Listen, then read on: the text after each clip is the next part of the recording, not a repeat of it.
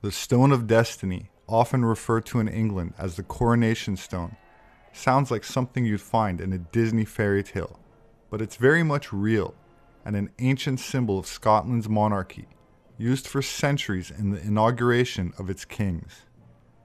Seen as a sacred object, it's an oblong block of red sandstone that's also thought by some to be Jacob's stone that appears in the book of Genesis of the Bible, used as a pillow by the Israelite patriarch Jacob when he had a vision in his sleep.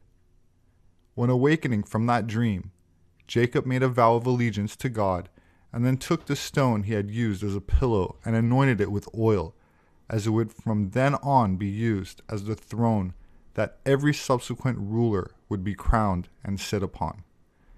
At that point, it became the throne of Israel, being kept and fiercely protected by all of Jacob's heirs, known as Israelites, for thousands of years to come.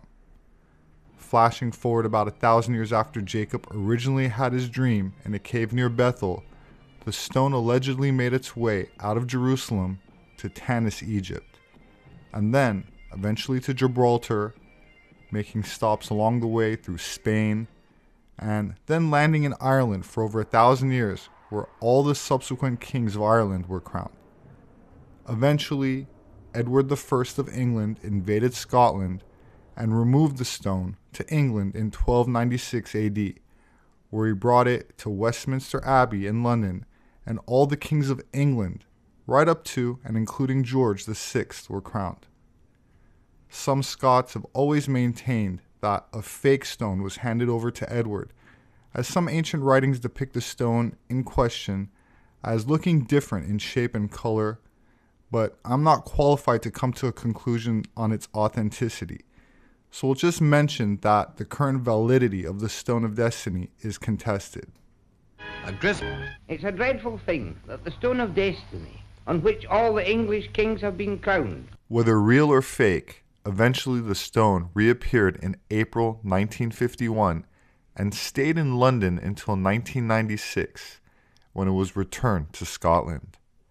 One can't help to notice that this was 1 year after the movie Braveheart was released, which brought worldwide attention to a story about a Scottish warrior, played by Mel Gibson, who led his countrymen in a rebellion to free his homeland from the tyranny of King Edward I of England.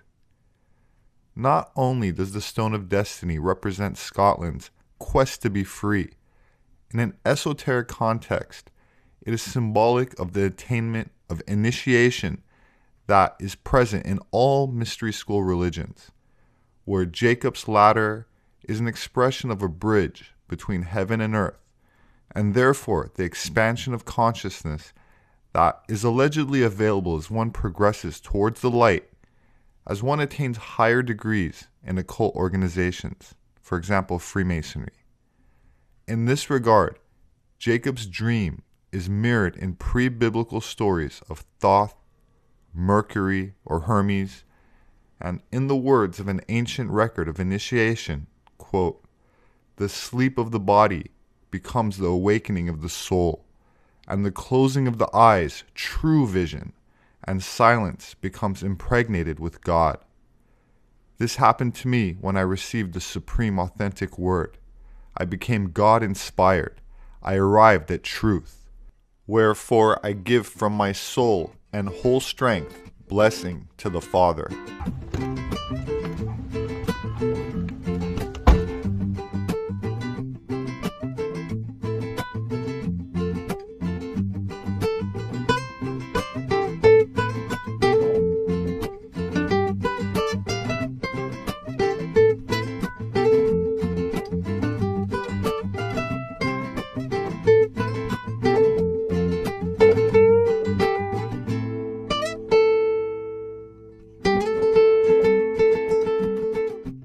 One of the core aspects of the curriculum of the ancient mysteries was instructions in cosmology, revelations concerning the science of the universe.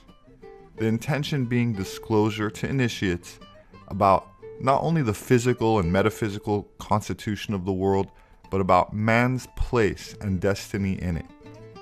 Candidates were shown how the individual is a microcosm or miniature copy of the universe itself, and this is reflected in the old saying, as above, so below, which can also be expressed in as within, so without.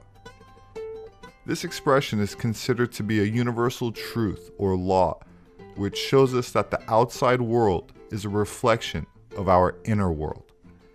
Everything in our outer reality is a projection of our inner thoughts and feelings. Whatever we think comes back to us. So, through this understanding, we can actually upgrade our thoughts and raise our vibration. As above refers to the metaphysical realm, as below to the physical. As within refers to the mind and soul, as without to the world outside the individual. Together, the intent of the phrase is to remind the initiate that they cannot achieve their purpose without first achieving harmony between spiritual and physical.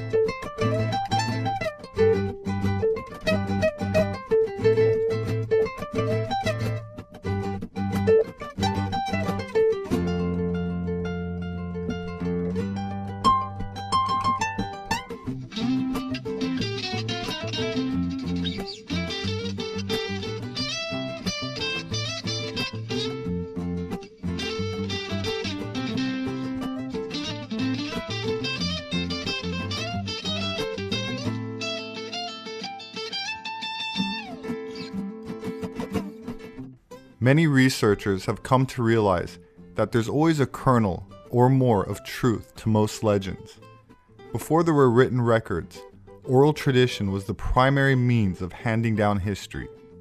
The story of Scotta, for example, was brought to us through oral history, and nowadays there are scientific methods that can actually prove that there's at least some truth in the legend. Medieval Irish and Scottish history is full of such fascinating myths and legends, particularly regarding a woman named Scotta, the founding mythical ancestor of the Gaels, said to be the daughter of an Egyptian pharaoh whose story may be based on actual events as borne out by DNA evidence. Irish chronicles from the 11th and 12th century state that Scotta was the mother of Goidel Glass and married to Nual, a Babylonian who traveled to Scythia after the collapse of the Tower of Babel, identified as the son of Gomer in the Bible. Nual, son of Phinehas, returned to Babylon as part of an effort to study the confusion of languages. He's a scholar of languages and is invited by Pharaoh to Egypt to take Scotta's hand in marriage. Scotta and Nual's son, Goidel, who was saved by a prayer from Moses after being bitten by a snake, and is said to have created the Gaelic language by combining the best features of the 72 languages then in existence. There are several variations of the story, but he's usually described as a Scythian and king of parts of Greece.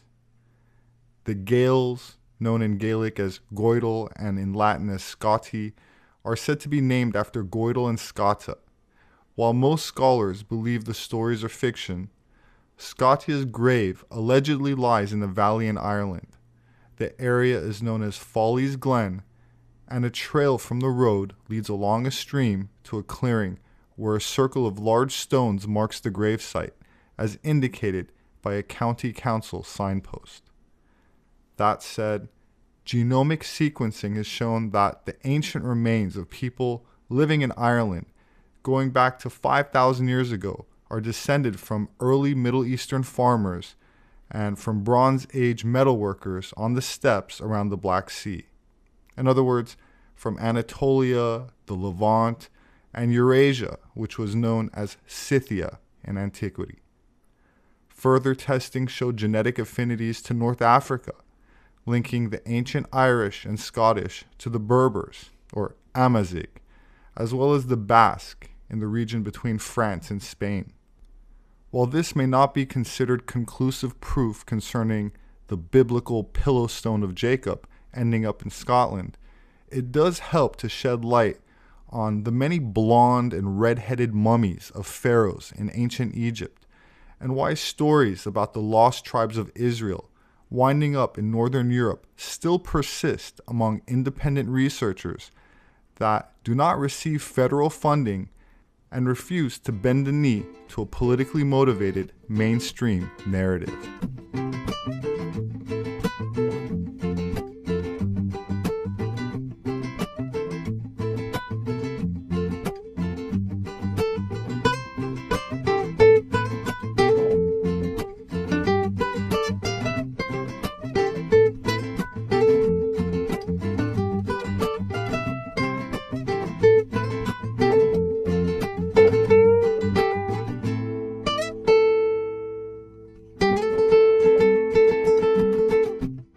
That said, the Cheesecake Factory has a new dish, seared tuna and ginger rice, which is a bit on the spicy side, but very tasty, and I highly recommend it.